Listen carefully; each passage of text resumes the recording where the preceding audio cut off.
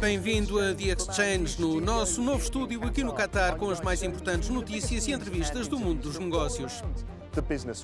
A indústria global de arte e antiguidades é um mercado de 50 mil milhões de dólares, mas será que há um lado negro na recolha de obras de arte e artefactos antigos? Vamos seguir o dinheiro e ver o que está a ser feito para reprimir o comércio ilegal de antiguidades. Para a maioria das pessoas é aos museus que vamos quando queremos ver obras de arte ou artefactos antigos. Mas aqueles que podem pagar preferem tê-las muito mais perto e podem pagar milhões para exibirem peças exclusivas na sala de estar ou no escritório. As coleções de arte e antiguidades valem globalmente 50 mil milhões de dólares. Mas quer se trate de uma pintura rara ou de uma escultura única, há infelizmente um lado sombrio no mercado da arte, o comércio ilegal. Para nos falar sobre o tema, temos no estúdio a repórter Laila Humaira, que se vai juntar a nós nos próximos episódios. Laila, o comércio ilegal de arte é muito preocupante? Isso mesmo, Guy. Este é um tema fascinante, mas preocupante. Vejamos as estatísticas. O comércio ilegal de arte constitui cerca de 5% de toda a indústria e, embora isso possa parecer pouco, é um problema crescente que está a manchar cada vez mais o mundo da arte. Durante os piores surtos da pandemia, o mundo inteiro ficou confinado. Mas o mercado negro de antiguidades esteve mais ativo do que nunca, gerando 10 mil milhões de dólares em apenas 2 anos. Organizações como a Unesco e a Interpol dizem-nos que muitas vezes há pouco dinheiro para as pessoas cuja subsistência depende de encontrar tesouros culturais e somas preocupantes estão a ser desviadas para financiar atividades criminosas. Embora haja um interesse crescente em colecionar peças de arte, o comprador precisa de ter cuidado. Como agência da ONU para a Cultura e Educação, a Unesco tem liderado durante décadas os esforços globais na preservação do património cultural de uma forma segura. Ernesto Otone Ramírez é o diretor-geral adjunto para a cultura na Unesco e junta-se a nós a partir de Paris.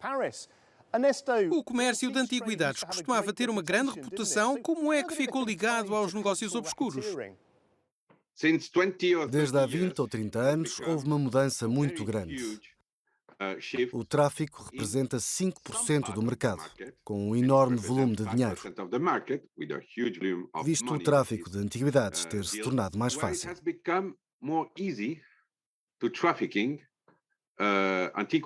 Isso acontece em locais que são património mundial e outros que não sabemos. E acontece por uma razão muito específica. Todos esses locais que ainda não foram descobertos ou que estão em processo de investigação não estão inscritos em nenhum documento, o que são antiguidades que não sabíamos que existiam.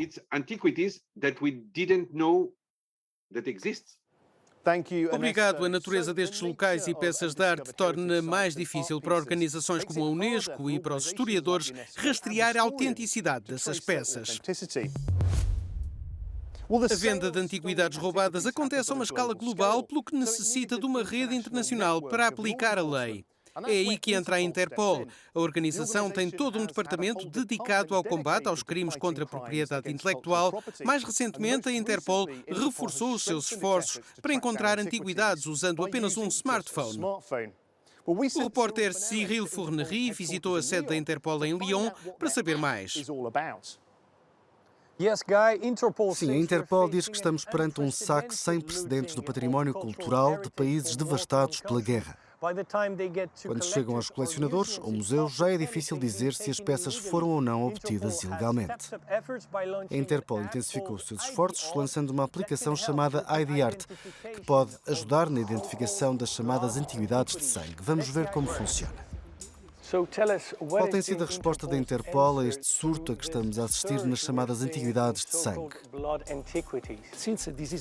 Uma vez que este é um fenómeno global, os países precisam de trabalhar em conjunto. O papel da Interpol é principalmente apoiar os nossos países-membros e as nossas unidades especializadas neste campo. Uma ferramenta que desenvolvemos é a ID-Art, a nossa primeira aplicação móvel. Com a aplicação móvel ID-Art, pode compreender se um objeto está incluído na nossa base de dados. Se o objeto aparecer, significa que foi roubado. E há um botão vermelho que permite comunicar à Interpol o item encontrado.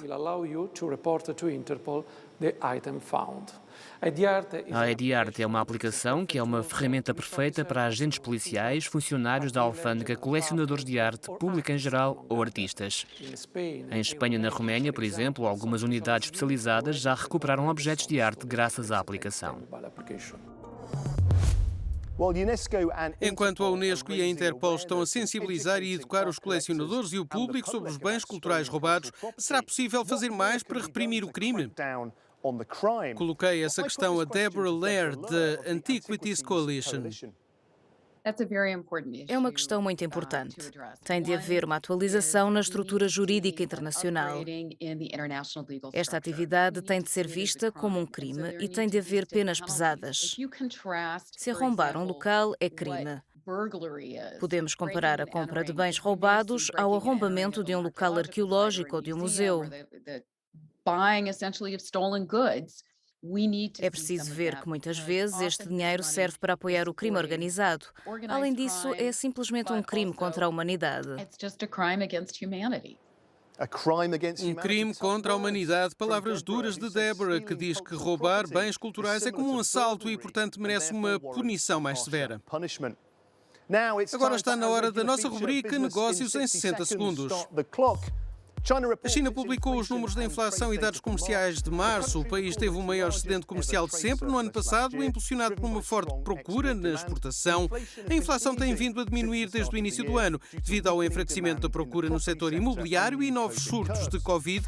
O arrefecimento da inflação dará ao Banco Central mais espaço para medidas de apoio à economia.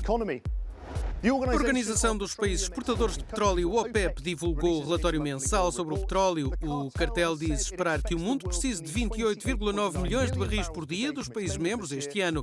Esta previsão permite novos aumentos na produção de petróleo.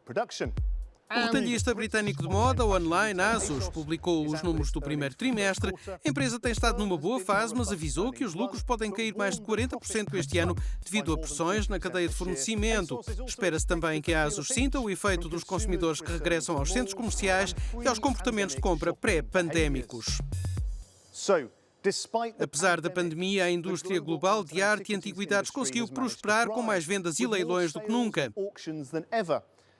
E embora o comércio ilegal constitua apenas um pequeno segmento do mercado, tem o potencial de manchar a reputação de alguns dos principais intervenientes, incluindo colecionadores de arte e alguns dos maiores museus do mundo.